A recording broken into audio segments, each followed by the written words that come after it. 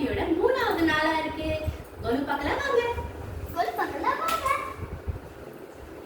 பாருங்க இங்க அம்பாள் எவ்வளவு அழகா இருக்கா. இன்னைக்கு பிரசாதம் நிறைய வச்சிருக்கோம். இன்னைக்கு வழிபட வேண்டிய அம்பாள் வந்து வாராகி அம்பாள்ங்க.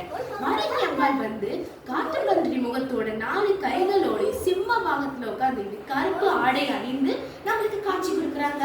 வாராகி அம்மன் இன்னைக்கு எப்படி வழிபடணும்? முதல்ல வாராகி அம்மனுக்கு பிடிச்ச பிரசாதங்களை நான் சொல்லிக்கிறேன்.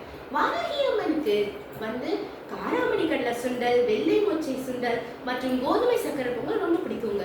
ஆனா உங்களுக்கு வாராகி அம்மனோட முழு அருள் வேணும்னா அவளுக்கு இன்னைக்கு தேங்காய் சாதத்தை பிரசாதமா வைங்க.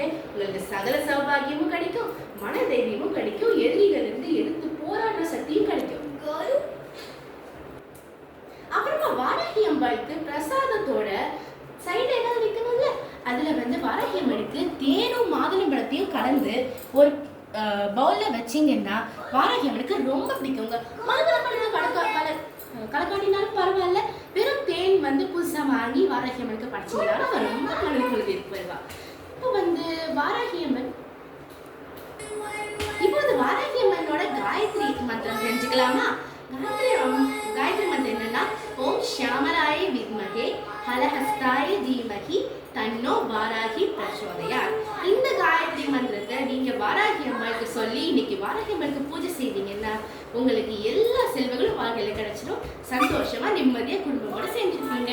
வாராகி அம்மாளை வழிபாடுங்க. நான் அடுத்த வீடியோல உங்களை பாக்குறேன்.